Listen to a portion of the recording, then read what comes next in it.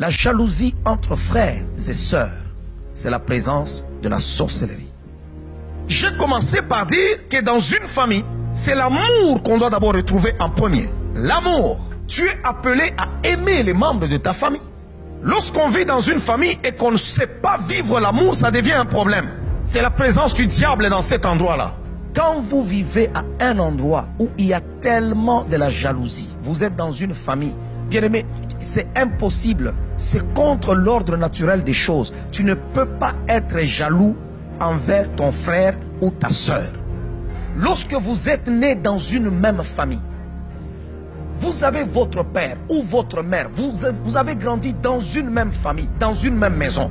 C'est contre nature lorsque ton frère a une belle voiture, lorsqu'il a une maison, lorsqu'il a un bon compte, lorsqu'il a un bon mariage, lorsqu'il épouse une belle femme ou il épouse, je ne sais pas, un homme qui a des moyens, lorsqu'il a étudié plus que toi, lorsqu'il a un travail plus que toi. C'est contre nature que toi, son frère ou sa soeur de sang, tu puisses en être jaloux.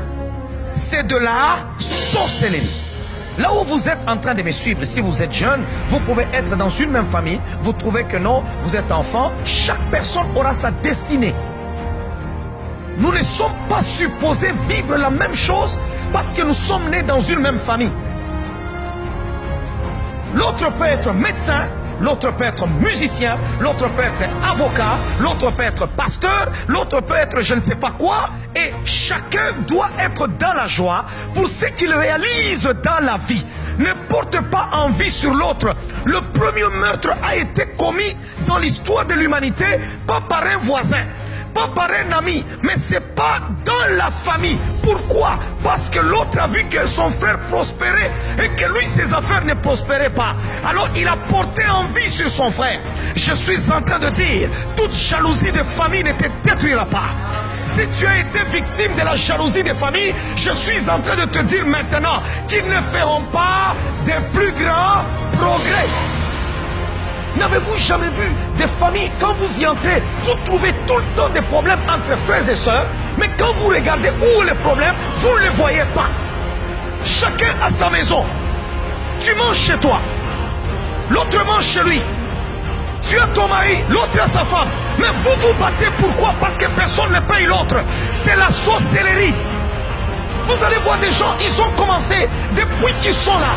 Ils se marient, ça continue. Ils deviennent même des grands-mères, mais ça continue. Ils ne font que se battre. Vous vous battez pourquoi? Expliquez-nous pourquoi vous vous battez. C'est pourquoi Dieu dit à Abraham, quitte la maison de ton père. Ces disputes-là te semblent banales, mais laisse-moi te dire, c'est en train de tuer ta destinée. Derrière chaque esprit, il y a un mandat. Ne soyez jamais de ceux-là qui disent non, non, bon, arrête seulement, c'est ton frère, c'est ta soeur. Non, il y a des actions, il y a des actes que nous ne pouvons pas tolérer chez des gens qui sont supposés être les gens qui doivent nous aimer.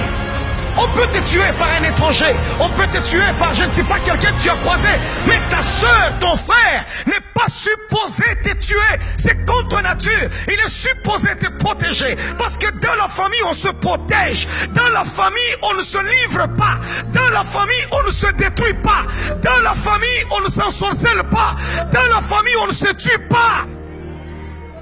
Ne fais pas semblant sur l'histoire de ta famille. Pendant que je suis en train de parler, regarde ta famille. Et tu vas découvrir des choses ce soir. Alléluia.